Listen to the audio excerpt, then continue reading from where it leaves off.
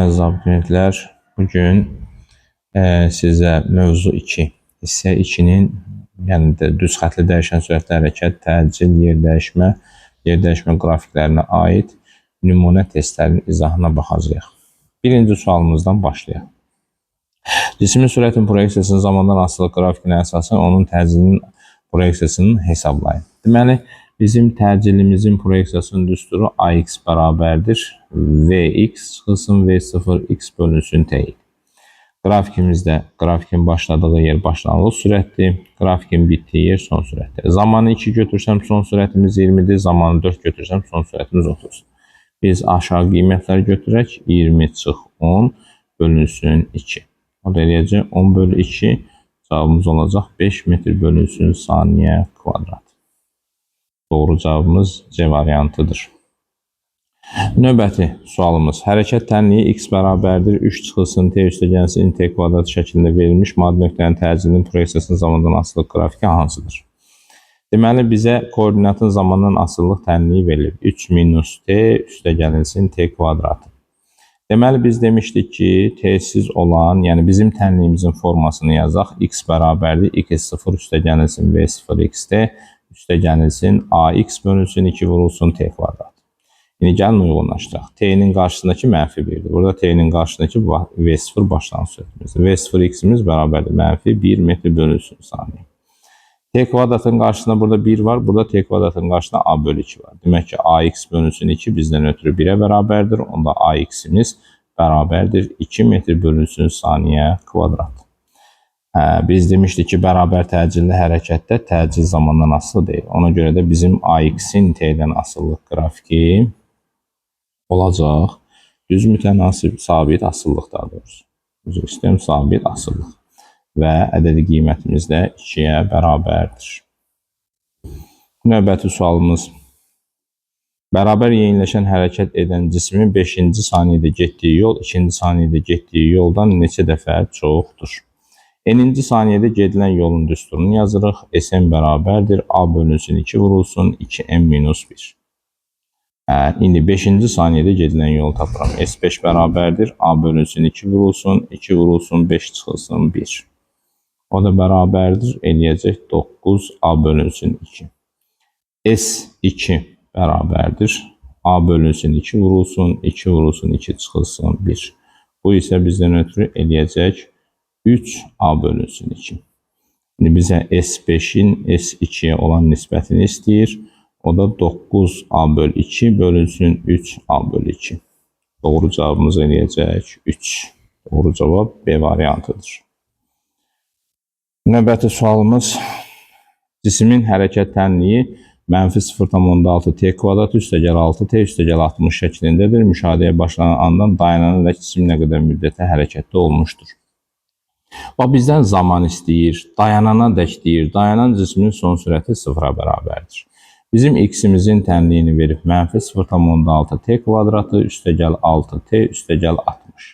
Mən bunu törəməklə təyin edə bilərəm. Sürətimizin düsturu koordinatın törəməsidir. Törəməklə baxası olsaq, 6t'nin törəməsi 6'dır. Çıxılsın 0,6 t kvadratı 2 gələcək qarşıya vurulacaq, olacaq mənfi 1,2 t. Bu 1.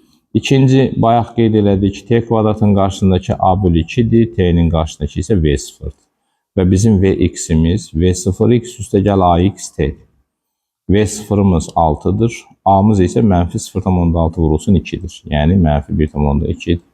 Əssalam. Belə də tapa bilərsiniz, törəməklə də tapa bilərsiniz. Nəysə, tapdıq sürəti və son sürətimizi 0'a bərabər götürəcək. 0 bərabərdir, 6 çıxılsın 1,2 t. Çünki dayanana dək deyir, dayanan cismin sürəti 0'dır. Buradan 1,2 t bərabərdir 6'dır, t də bərabərdir 6 bölünsün 1,2, bu da 60 bölünsün 12 eləyir 5 saniyə. Doğru cavabımız E variantıdır. Növbəti sualımız.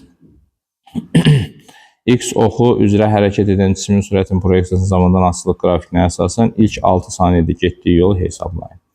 Deməli, bərabər sürətli hərəkətdən biz bilirik ki, gedilən yol V vur T'dir. Yəni, mənim axtardığım kəmiyyət verilən kəmiyyətlərin hasili ilə təyin olundu. Demək ki, Mən burada qrafikin altında qalan fiqurun sahəsi məndən ötürü axtardığım cəmiyyətdir. Ona görə də bizim S-imiz bərabər olacaq. Buradakı düzbucaqlı üçbucağın kateti 4'dür. Bu 20'dir. Yazacağım 4 vur 20 böl 2. Üstə gəlinsin. Burada isə katet 2'dir. Burada da 10'dur. 2 vur 10 böl 2. Bu eləyəcək 40. Üstə gəl 10 olacaq 50 metr. Doğru cavabımız 50 metrdir. D variantıdır. Yer dəyişmək istəsəydi aşağıdakı üçbucağın sahəsini mənfi olaraq qəbul eləyəcəkdik. Sonra 52-ci sual. Qrafiklərdən hansı x bərabərdir 5 üstə gəl t kvadratı tənliyi ilə verilmiş hərəkətin sürətinin proyeksiyası zamandan asılılığını ifadə edir. Mən qrafiklər uzun böyük hissə tutduğuna görə cavablar hissəsini yazmamışam. Sadəcə qrafiki özüm sizə izah edirəm. Deməli, x-in tənliyini verib bizə 5 üstə gəlinsin t üstə gəl t kvadratı. Məndən sürət istəyir. Sürətimiz isə x-in törəməsidir. Yəni 5'in törəməsi 0, t'nin törəməsi 1, üstə gəlinsin 2t. Və yaxud da v0'ımız 1'dir, a'mız isə 1'i 2'ye vuracaq. Yəni t kvadratın qarşısında da 1 var, t'nin qarşısında da 1 var. v0'ımız t'nin qarşısındakı idi, a isə t'nin qarşısındakı 2'ye vuranda alınırdı, a'mız 2t. Demək ki, bizim sürətimizin zamandan asılılığı düz xəttdə olacaq və yeyinləşən hərəkətdir bu. Sürətin proyeksiyasının zamandan asıllıq qrafikini bu şəkildə çəkəcəyik. Qrafikimiz 1'dən başlayacaq, çünki başlanan sürətimiz 1'dir və artacaq. Bura hətta məsələn zaman da yaza bilərik. Ta ki zamanın yerinə 1 yazsaq, 2 vur 1, 2 üstə gəl 1, 3 eləyər. Yəni zamanımız 1 olanda son sürətimiz 3 olub. Bu şəkildə də yaza bilərik. Açıq tipli sualda bizə uyğun qiymətlər verilsə, grafiki bu şəkildə qeyd edəcəyik. Keçirik 97-ci suala. X oxu üzrə hərəkət edən cismin sürətin proyeksiyasının zamandan asıllıq qrafiki verilmişdir. Grafikin 1, 2 və 3 nöqtələrinə uyğun zaman alanlarında cismin malik olduğu təcillərin modulları arasında hansı münasibət doğrudur? Öncə bunu izah edeyim sizə. Deməli, sürətin zamandan asıllıq qrafikində grafikimizin əmələ gətirdiyi bucağın tangens alfa bizdən ötürü həmişə təcillə bərabərdir. Yəni bizim təcilimiz də, daha doğrusu tangensimizdə birinci rübdə böyük bucaqda böyük, kiçik bucaqda kiçik alacaq. Burada bir dənə xəyali zaman oxu çəkirəm və həmən zaman oxunda buradakı bucağımıza baxıram. Biraz da dəqiq çəkək oxu.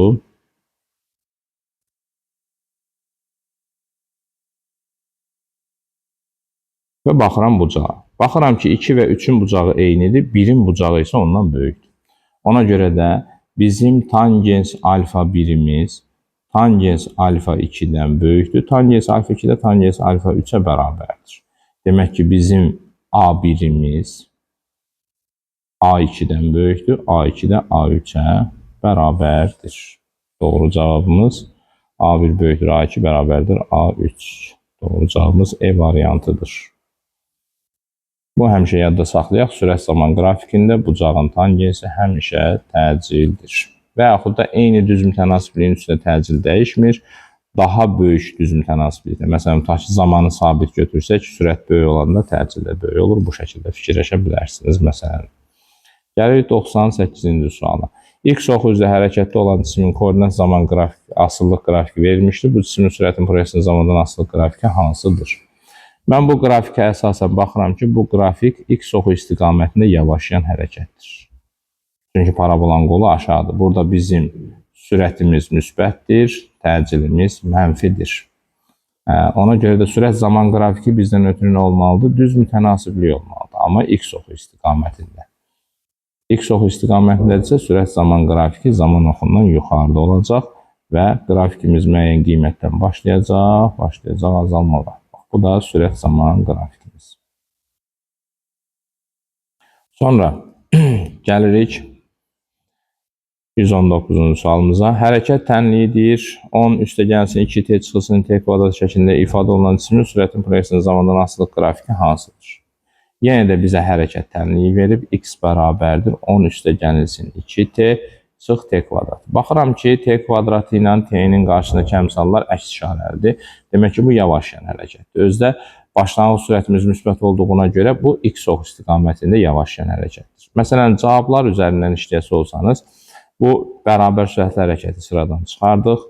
Məsələn, bizim cisimimiz x oxu istiqamətindədir. X oxu istiqamətində olduğuna görə x oxun əksi istiqamətində başlayan variantı da silirik. Qaldı artıq 2 dənə variantımız.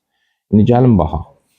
Mən sürətin zamandan asılılıq qrafikinə baxası olsam, tənliyinə baxası olsam, o tənlik bizdən ötürü 2 çıxılsın 2t şəklindədir. Yəni bizim sürət zaman qrafikimiz neçədən başlayacaq? 2-dən başlayacaq.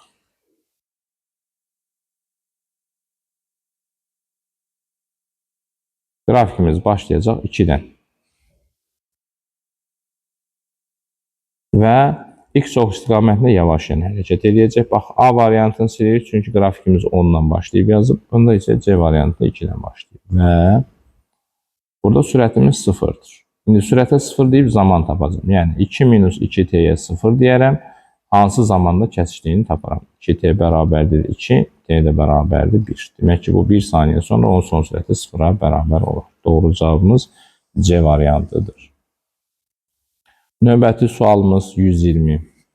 Deməli, burada şagirdlər yenə də bucağı 45 dərəcə verib. Bucağı 45 dərəcə verib, o deməkdir ki, burada t, bura v desəm, bura delta v desəm, bizim delta v ilə t'miz bir-birinə bərabərdir. Düz bucaqlı üç bucaqdır, bərabər yanlı düz bucaqlı üç bucaqdır. Bunlar bir-birinə bərabərdir. Yəni bu üsulla tapa bilərik.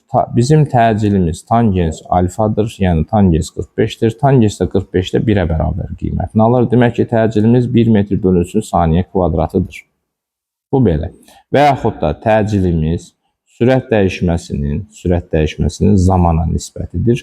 Sürət dəyişməsi zamana bərabər olduğuna görə bu düz bucaqlı üç bucaqda o 1-ə bərabər olacaq. 1 metr bölünsün saniyə kvadrat. Bu şəkilləri tapa bilərik. İndi bizə deyir ki, 5-ci saniyənin sonunda sürətin proyeksiyasını tapın. Bizim başlanğıc sürətimizin də 10 metr bölünsün saniyə olduğunu bilirik və bu yeyinləşən hərəkətdir. Onda bizim son sürətimiz olacaq V0 üstə gəlinsin AT. O da bərabərdir 10 üstə gəlinsin. V0'ımız A'mız 1 idi. 1 vurulsun, zamanımız da 5'dir. Cavabımız olacaq 15 metr bölünsün saniyə.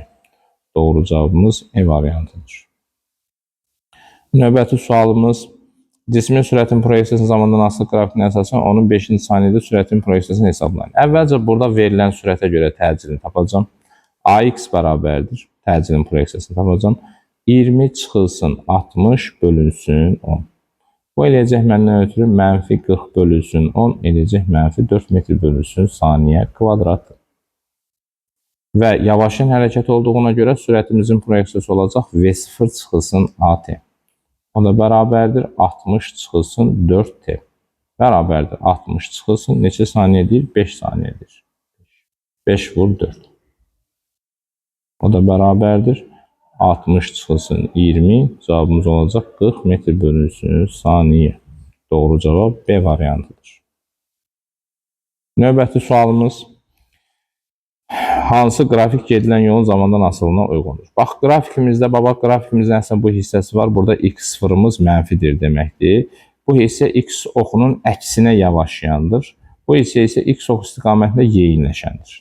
Gedilən yol heç vaxt mənfi ola bilməz. Ona görə də gedilən yolun zamandan asıllıq qrafikində həmişə qrafikimizi artan götürməliyik. Əvvəlcə x oxun əksi istiqamətində yavaşlayanı biz götürməliyik. Yenə də yavaşlayan götürməliyik, hərəkətin növünü dəyişə bilmərik. Amma x oxun əksinə yox, x ox istiqamətində yavaşlayanı götürəcəyik. Qrafikimizin birinci hissəsi bu. İkinci hissəmiz isə x ox istiqamətində yeyinləşən hərəkətdir. Onda ikinci hissənin qrafiki budur. Və salam. Bu olacaq T1, bu olacaq T2. Doğru cavabımız bu şəkildə olacaq. Amma yer dəyişmə soruşsaydı, bəli, bu x oxun yer dəyişmə zamandan asıllıq qrafikini istəsəydi, onu da çəkirəm.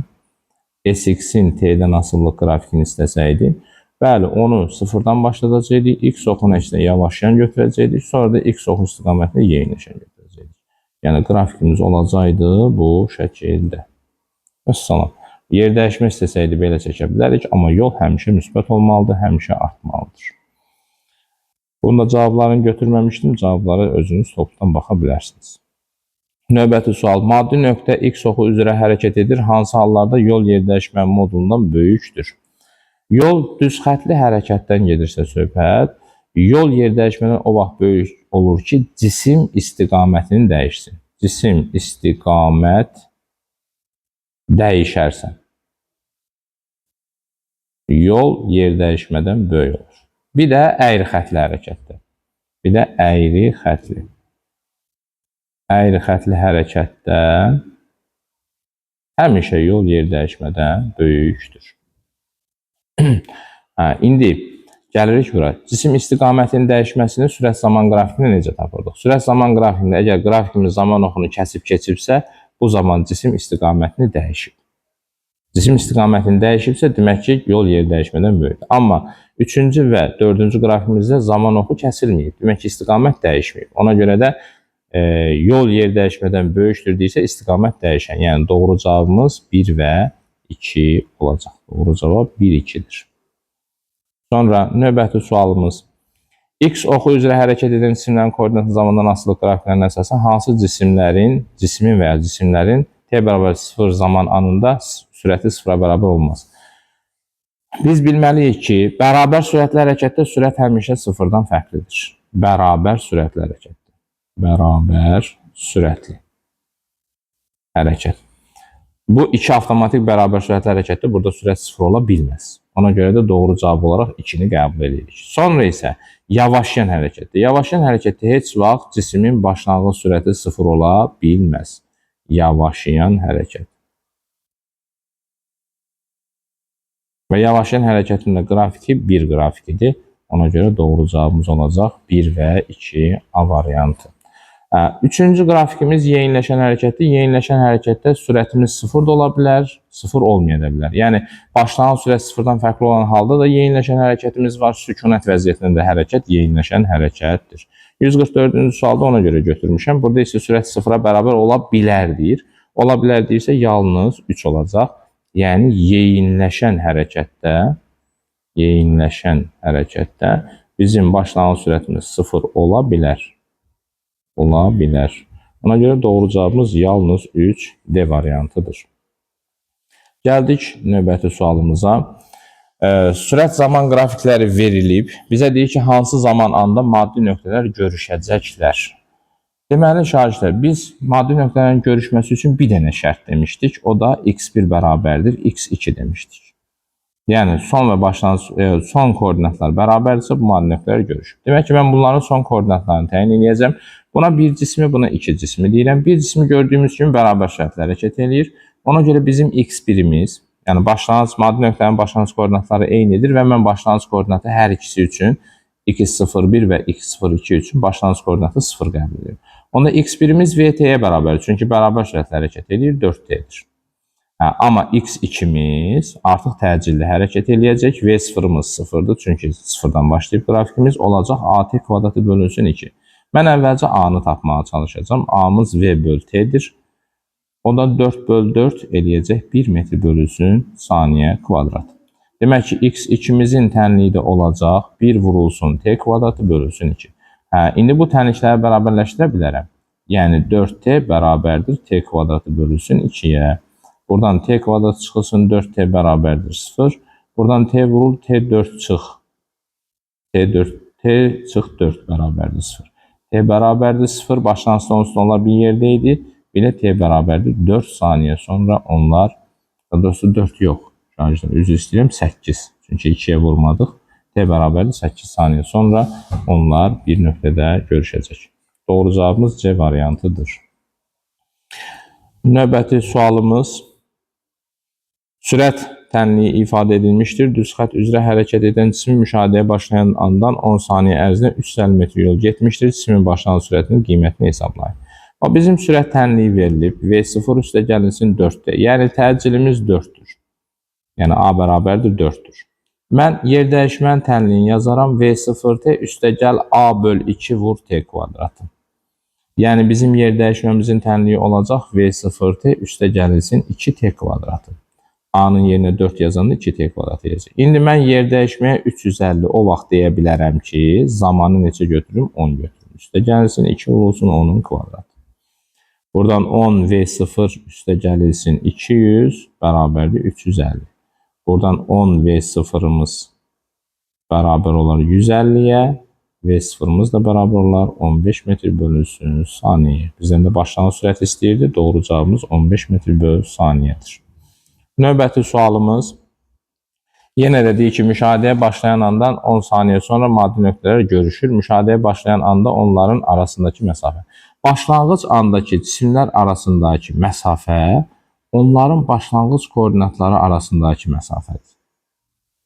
İndi bizim birinci cisimimizin başlanğıc koordinatı x01, ikincisi isə x02'dir. İndi 10 saniyə ərzində görüşüblər. Bu deməkdir ki, mən zamanın yerinə 10 yazsam, onların son koordinatları nə olacaq? Bərabər. Demək ki, mən son koordinatları təyin etməliyim. Gəlin birinci A1 cismin təcillinə baxaq. Sürətimiz 16'dır, başlanğıc sürətimiz 0'dır. 16 bölünsün 10 eləyəcək 1,6 metr bölü saniyə kvadrat. Bu birinci cisimimiz. İkinci cisimimizin təcili isə 4/16 bölünsün 10'dur. O da modul olaraq götürürəm mən. 12 bölünsün 10 1,2 metr bölü saniyə kvadratı eləyir. Modulunu götürürüm. İndi bizim birinci cisimimiz yeniləşən, ikinci cisimimiz yavaşan hərəkət edir. Birinci cisimin x tənliyi budur. Başlanğıc sürəti 0'dır. Ona görə mən bunu belə yazacağım. x01 üstə gəlilsin at kvadratı bölünsün 2. Yəni 1,6 t kvadrat bölünsün 2. Bu da eləyəcək x01 üstə gəl 0,8 t kvadrat. İndi ikinci cisimin tənliyini yazıram. x02 üstə gəl v0t, yəni 16t. İkinci cisimin başlanğıc sürəti 16'dır.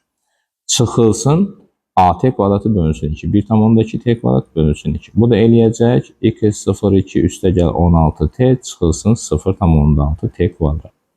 İndi zamanların yerinə 10 yazıb x-ləri bərabərləşdirə bilərəm. Zamanın yerinə 10 yazsam olacaq. x01 üstə gəlsin 0,8 vurulsun onun kvadratı bərabərdir. x02 üstə gəlilsin 16 vurulsun 10 çıxılsın 0,6 vurulsun onun kvadratı. Belə. Bu bizdən ötürü olacaq ifadəmiz belə. x01 üstə gəl 80 bərabərdir. x02 üstə gəlsin 160 çıxılsın 60 eləyəcək 100. Məndən ötürü lazımdır x02 çıxılsın x01'i tapmaq. Və yaxud da tərsində tapa bilərik. İndi x01 balaca olduğuna görə mən böyükdən balacanı çıxdım. O məndən ötürü olacaq. Daha doğrusu x01 çıxılsın x02'ni ilə tapıram. O da olacaq 100 çıxılsın 80. O da eləyir 20 metr. Demək ki, cisimlər arasındakı məsafə neçəymiş? 20 metr imiş. Növbəti sualımız deyir ki, başlanğıc sürətimiz 2 metr bölü saniyə deyir. X oxu üzrə hərəkət edən cismin təcili proyeksiya zamanından asılı qrafik vermişdir. Onun ilk 3 saniyədə müddətində getdiyi yolu metrlərlə hesablayın. Baxın, bax burada 2 dənə təcil var. 2 təcil varsa birinci hərəkətin sonu ikinci hərəkətin başlanğıcıdır.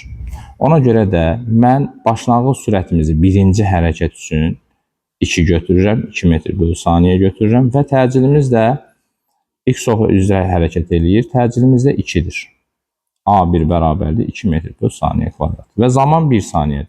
Onda son sürəti tapıram. 2 üstə gəlilsin 2 vurulsun 1. Eləyir 4 metr bölünsün saniyə. Yəni bizim ikinci hərəkətimizin başlanğıc sürəti neçə olacaq? 4 metr bölünsün saniyə olacaq. İndi bizim ümumi getdiyimiz yol S1 plus S2'dir. Çünki bizə ilk 3 saniyədə gedilən yolu istəyir. S1'i tapacam. V01t üstə gəlilsin A1t kvadratı bölünsün 2. S2'ni tapacam. V02t üstə gəlilsin A2t kvadratı bölünsün 2. Və salam. İndi gəlin onları hesablayaq. S1 bərabərdir. V01'imiz 2 idi. 2 vurulsun. Buranın müddəti 1'dir. 1 üstə gəlinsin. A1'imiz neçə idi? A1'imiz 2 idi. 2 vur 1'in kvadratı bölünsün 2. Bu da eləyəcək 2 üstə gəlilsin 1 olacaq 3 metr. S2'yə gəlirəm. S2'də V0'ımız neçə tapmışıq? 4. İndi bu 4 sürəti ilə 2 saniyə ərzində məsafə qət eləyəcək. Vuracam 2'yə üstə gəlilsin. A2'miz 4'dür. Vurulsun 2'nin kvadratı bölünsün 2. O da bərabərdir. 8 üstə gəlinsin. 8 eləyəcək 16 metr. Onda bizim S-imiz bərabər olacaq. 16 üstə gəl 3 olacaq 19 metr. İndi gəlin burada sürət zaman qrafiki də təyin edə bilərik əslində. Sürət zaman qrafikini təyin edib oradan da məsələ həll eləmək olar. Sahədən də təyin eləmək olar. Sürət zaman qrafikini necə yazacağıq? Əvvəlcə sürətimizin zamandan asıllıq qrafikini bu şəkildə çəkəcəyik. Yəni bizim başlanğıc sürətimiz 2 idi. O 4-ə qədər artmışdı. Bu 1 saniyədə baş vermişdi.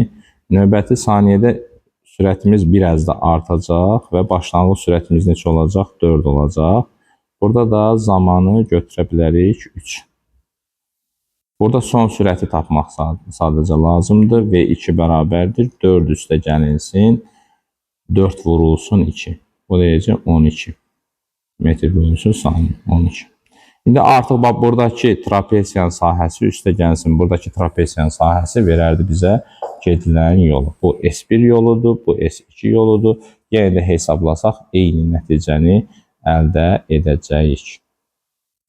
Belə, bu qədər şagirdlər. Diqqətinizə görə sağ olun. Kanalımıza abunə olmağı unutmayın. Növbəti videolarımızda görüşmək üzrə.